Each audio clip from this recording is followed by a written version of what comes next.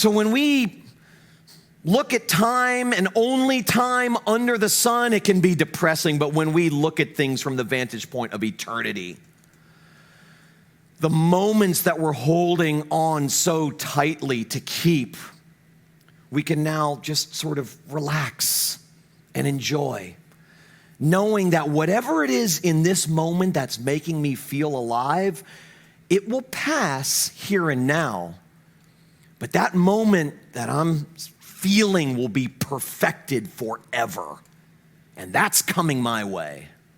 I'm headed in that direction. In Galatians chapter 4, verse 4, Paul writes, "But when the fullness of time had come, God sent forth his Son. The light broke into the darkness. Eternity broke into time." God in Jesus began a great reversal. It's weird how God operates. Death actually gives us life. Mourning gets turned into dancing. The end of time is the beginning of eternity, a place where everything sad becomes untrue. In The Lion, the Witch, and the Wardrobe, C.S. Lewis puts it so beautifully. Wrong will be right when Aslan comes in sight. At the sound of his roar, sorrows will be no more. When he bares his teeth, winter meets its death. And when he shakes his mane, we shall have spring again. The things, in other words, that matter most will go on forever. What is it that we're really experiencing in moments that we want to savor?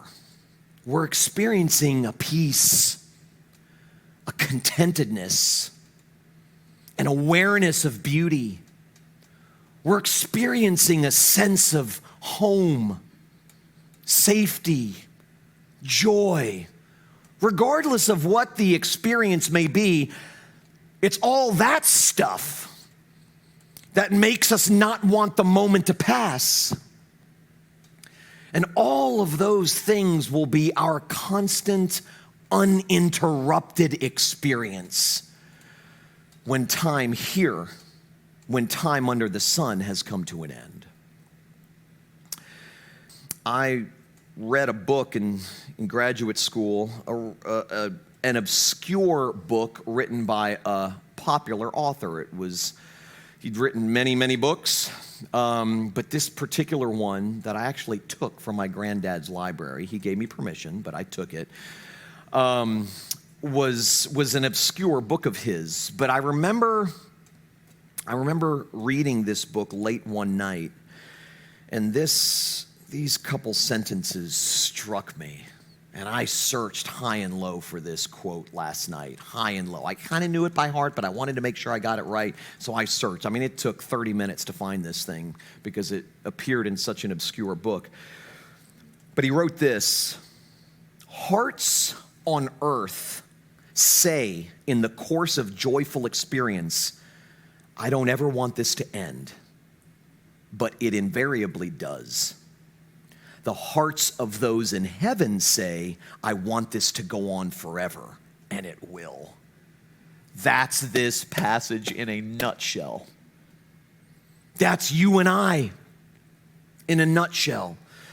That our hearts here and now say in those moments that we want to savor, it says, "I don't ever want this to end." 2 weeks. But the hearts of those in heaven say, "I want this to go on forever." And it will. So we are now free to enjoy all the things without feeling the need to hold on or lose them forever.